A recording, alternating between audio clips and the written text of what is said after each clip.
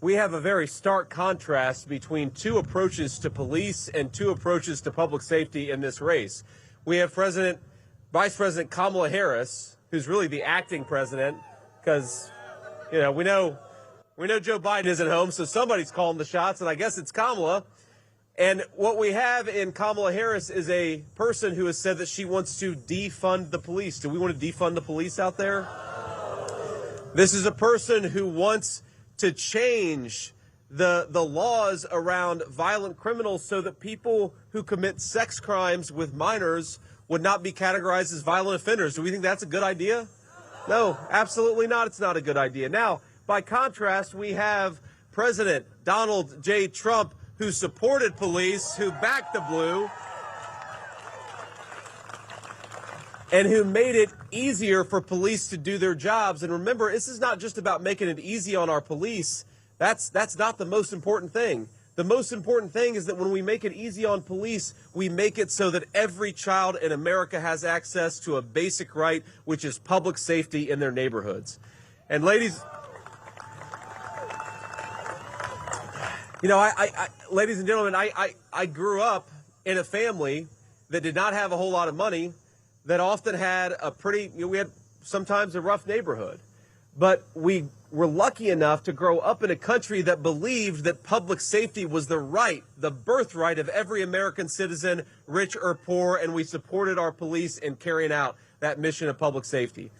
I remember, actually, I think I was probably 11 or 12 years old, and my mom struggled with addiction, and she was having a particularly tough episode, and I called the local police in Middletown, Ohio. And I remember they showed up, and they took care of my mom, and they made a little kid who was terrified of what was going on in his home, they made that little kid feel safe.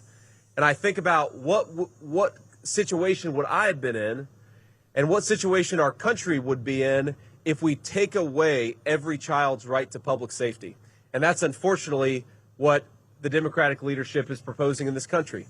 You know how bad it's been the last few years? Have you seen the data on murder rates, on violent crime rates? You know that the gross majority now of violent crimes in this country go unsolved. So if, God forbid, you were assaulted in your own community, it's much more likely today that crime will go unsolved, that they'll never catch the person who did it. That is because of the leadership of our vice president. Now she wants to be promoted to President of the United States, and I think we're all going to say absolutely not. Kamala Harris, we're going to fire Kamala Harris in November, and we're going to bring back Donald J. Trump.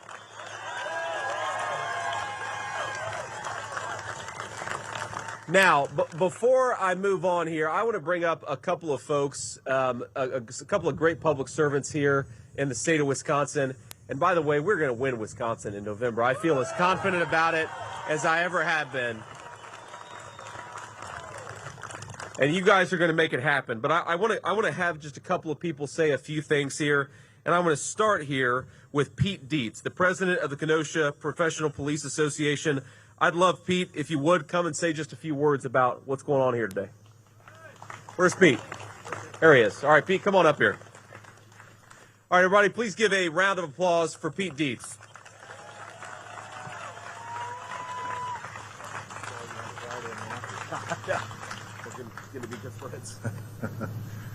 Well, I'm not going to give my speech again.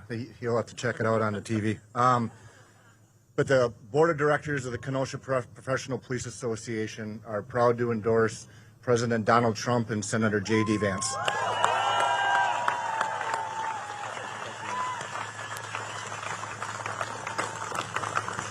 When Pete walked up here, he said, "I just saw you in Milwaukee," and I said, "Yeah, I remember that. I basically live in Wisconsin now. I don't know if you guys figured that out. So you'll be seeing a lot. You'll be seeing a lot of me over the next few months. But Pete, thank you so much for your support. I'd like to have. We'll see about that, sir. I'd like to call up Congressman Brian Stiles. Congressman Brian, where are you at? Out there. There we are. So Brian. I'm going to give him a round of applause. I appreciate it. But Brian wrote a really, really good article about what happened in Kenosha in 2020. Really opened my eyes. Brian, thank you for your leadership and service. Senator, thank you. Senator Vance, thanks for coming to Kenosha today. As we talked about earlier, the importance of standing with the men and women of law enforcement, could not be more important than when we're standing here in the city of Kenosha. As we saw 4 years ago this week, what happens when elected leaders refuse to stand with the men and women of law enforcement. And we saw in great contrast what happens when leaders like President Trump answer the call and stand with the men and women of law enforcement and bring public safety to our community, right? And as we look around, I think it's really important that we say thank you once again to all the men and women of law enforcement from the Kenosha Police Department, Kenosha Sheriff's Department, and other law enforcement agencies that are with us here today. Because President Trump, because JD Vance, because we back the badge. Senator Vance, thanks for coming to Wisconsin. We still have time to make you a Packers fan. Thank you. God bless. God bless America. Thanks, man. Appreciate it. Thank you. Oh, we got some Chicago fans out there too. Wow. All right. We're gonna have some conflict, some civil strife here. Not today. We're all here to support the police, whatever our sports allegiance is. And finally, I want to get a great future colleague in Washington, a guy who built a business in Wisconsin, who has served the people of this state in the private sector, and is now crazy enough to want to serve in the public sector. The great Eric Hovde, the next senator from the state of Wisconsin. Eric, come on up here.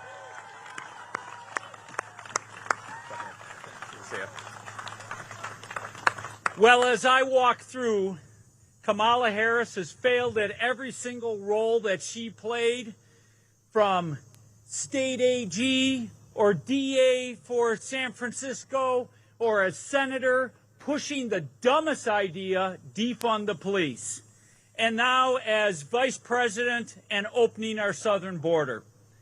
Look, as I said, we all want to live in safe communities. And you could not get a more distinct difference between these two sides. The radical, leftist, Kamala Harris, Governor Walz, and Senator Tammy Baldwin, or President Trump, JD Vance, and Eric Hovde. And we are going to back law enforcement.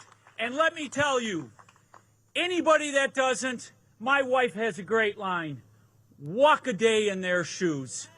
They go out every day to defend our communities, defend you, put risk of their own personal safety.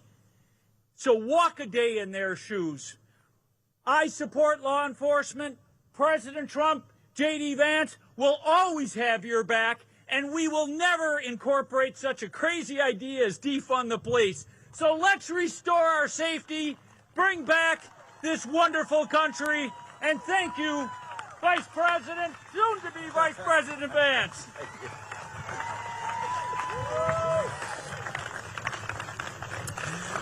All right, so I want to take a few questions from the press, but before I do, let me just try to bring this home here, because it is very easy and very fun to criticize the record of Kamala Harris, but we also have to remind ourselves that we don't just have a vision on the Trump campaign. We don't just have a bunch of promises on the Trump campaign. We have got 4 years of Donald Trump's successful leadership that brought public safety to our streets, and that is something to celebrate and look forward to.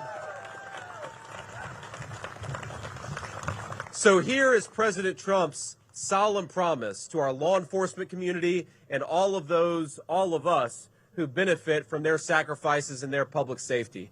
It is simple. We are going to end sanctuary cities in this country. We're going to bring back pro-law enforcement cities. We are going to deport the violent, illegal aliens that have come into this country over the last few years. No more free rides, no more amnesty.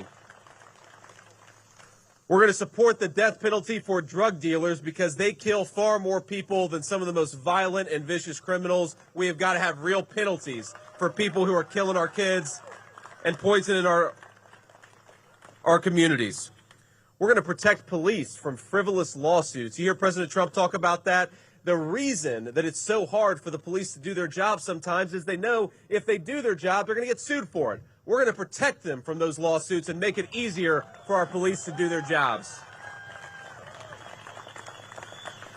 And finally, we're going to stand up to soft on crime prosecutors. If a police officer does their job and brings in a bad guy, we need some prosecutors who actually lock those people up and put them behind bars. It's common sense. All this stuff is just simple common sense. Now, we know what happens when we don't have leadership who support our law enforcement. We saw it in Kenosha just a few years ago. You all know this better than I do, that 4 years ago, Kenosha had terrible riots after a police shooting. And who was it? Who was the president of the United States that promised that he would send in law enforcement if asked? That was Donald Trump. Who was it that pacified the streets of Wisconsin and ensured that those riots didn't spiral out of control and burn down the entire city? That was President Donald J. Trump. And of course, we know the governor didn't initially want the support from President Trump, but after a couple days of those riots, he relented and did the smart thing and allowed President Trump to send federal support. Without that, I really think that Kenosha would still be recovering from those terrible riots today. But today, look, we're in a beautiful place, and it's a beautiful town, and we can thank President Trump's leadership and also the law enforcement who did their jobs and did it well. God bless you guys. Thank you so much. Now, I will always have the back of law enforcement. Let's bring up our reporters here to ask some questions. I will always have the backs of law enforcement. I will always support our police officers because I know what it's like, again, to be a kid who can't even believe and can't even rely on public safety. I want every single child in this country, whether they're rich or poor, whether they grow up on the right side of the tracks or the wrong side of the tracks, every child deserves to have public safety, and that's what we're going to do when Donald J. Trump is president. God bless you guys. Thank you all for coming out. Semper Fi, thank you to these great public servants. Let's get Eric Hovde across the finish line, and let's make this country great again. God bless you guys. And what I'll do here is I'd love to start out, thank you, ma'am. I'd love to start out with local Wisconsin reporters and take a few questions from the local reporters. And then if we've got time afterwards, we'll take some questions from the national folks. So if you're a local reporter, please raise your hand. Ma'am? Hi, Senator. Thank you for your time. It's Mary Jo Ola with TMJ4 News here in Milwaukee. You were just in Milwaukee a few days ago, now in Kenosha. Can you just talk about how much of a priority Wisconsin is to the Trump campaign and where are you headed next in Wisconsin? Well, look, I just like Wisconsin a lot, right? So I'm going to spend a lot of time with you fine people. But obviously, politically, Wisconsin may be very well the most important state in the country come November. And we believe that. We know that. All the polling says it. But most of all, you feel it on the ground. Look, Wisconsin is a state that I think has really suffered from two failures of the Kamala Harris vice presidency. The first is Wisconsin is a great and proud manufacturing state with a lot of skilled craftsmen and a lot of people who work with their own hands, make things with their own hands. And they know that with Kamala Harris's policies that raise the cost of energy, you're shipping a lot of good manufacturing jobs off to China. President Trump and I believe we ought to keep those manufacturing jobs right here in Wisconsin. Let's do it with Wisconsin workers, and let's produce prosperity for the whole country. And the second thing is, you saw it with the riots in Kenosha in the summer of 2020. Wisconsin has suffered when you don't have good, smart, pro-public safety leadership. And that's what Donald Trump and I want to bring back to the White House is back in the blue, supporting our police officers and making sure that public safety is the birthright of every American citizen. I think that message, that shared economic and public safety message, is going to bring Wisconsin home to Republicans in 2024, and it's going to make Donald Trump the president of the United States again. So, yes, it's very important. I also say, when my kids came up here for the RNC convention 4 or 5 weeks ago, the one place they really wanted to go was the Cheese Castle. So, how many of you have been to the Cheese Castle? All right, good. So my kids have been to the Cheese Castle. The first time I ever came to Wisconsin was 12 years ago with my then girlfriend, now my wife. We made our stop at the Wisconsin Cheese Castle. So every time we come back, we got to stop at the Wisconsin Cheese Castle. But it's good to be here, and we love the state. Other local reporters, ma'am. Hi, Megan Marshall with Spectrum News. This is the second endorsement from a local law enforcement here in Wisconsin. Tell me why that's so important to you and your campaign. Well, I think it speaks to the fact that law enforcement knows who's on their side, right? Donald Trump has been endorsed by so many law enforcement organizations across the country, but now 2 in the state of Wisconsin just the past week, because they know that Donald Trump is the one who's actually going to stand up for them and support them. I mean, look, we have got real problems in law enforcement recruitment in this country, and certainly right here in the state of Wisconsin. A lot of our police departments are underfunded and under-resourced. We don't have enough cops to do the job of keeping us safe. And then on top of that, we've got Mexican drug cartels operating as far north as Kenosha, Wisconsin, because we have a border czar, Kamala Harris, who refuses to do her job. These guys just want common sense back, right? Some of them are Democrats, some of them are Republicans. Maybe they agree or disagree with us on tax policy, but they agree with us that we've got to have common sense public safety. And if we don't have public safety, we don't have anything. You can't build a business. You can't go to work. You can't take your kids on a walk in your neighborhood without public safety. Public safety is the foundation of having a good country, and the police of Wisconsin know Donald Trump is the public safety candidate.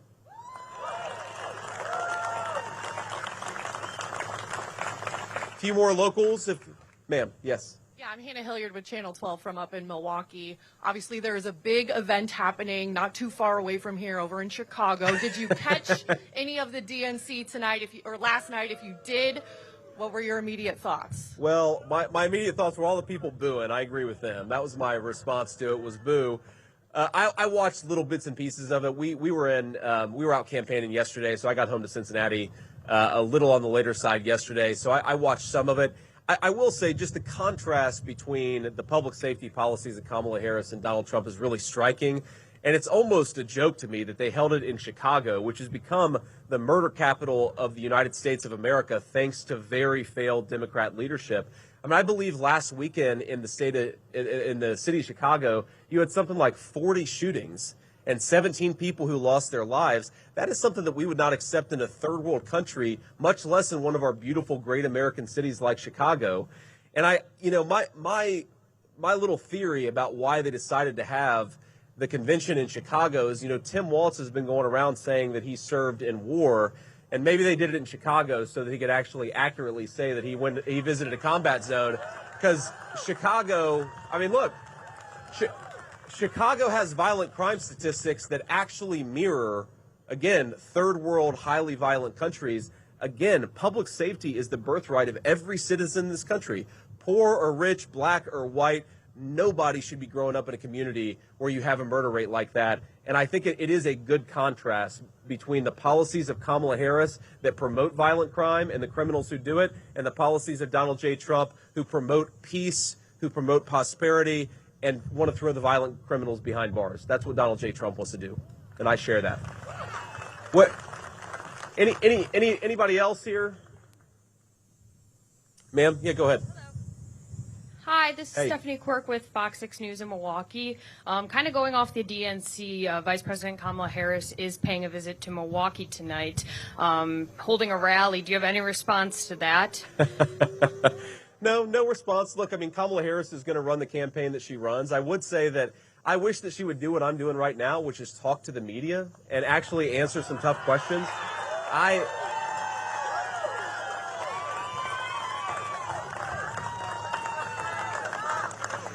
mean, if you think what I'm doing here right now, what am I asking? The question I'm asking is for the fine people gathered to vote for me to be their vice president of the United States. What an awesome responsibility, and what an incredible thing that I'm asking them to do. Now, Kamala Harris is going around asking people to be their president of the United States, but she won't answer a single tough question, and she won't interact with the American people unless there's a teleprompter standing between them and her. And I think that's crazy. And I think that what the media has got to start doing is it's got to start saying, look, if Kamala Harris is not going to stand and answer some tough questions, we're going to stop giving her this fake fawning coverage. Demand that she do what any president has had to do, which is answer some tough questions. But look, her argument, I can't get over this, because you watch her rallies, and Kamala's argument is something that I could not stay with a straight face. She stands there and says on day one, she's going to tackle the housing affordability crisis in our country. On day one, she's going to tackle the grocery affordability crisis in our country, and they are crises. Well, Kamala, day one was 3.5 years ago. You've been the vice president for 3.5 years. What the hell have you been doing for all that time? So for the people in Milwaukee who are going to go to her rally or going to listen to what she says, I just asked them if she has such good ideas for how to bring down the cost of food and groceries and housing, why doesn't she do it now? She's the vice president. Not talk about what she's going to do in 6 months. Do it now, because she's got the power right now. Thank you. Any other locals? Okay, we'll do a couple nationals, and then we got to hit the road. Go ahead, ma'am. Senator Merrill Cornfield from the Washington Post. I have a policy question for Great. you. We don't want to talk about policy?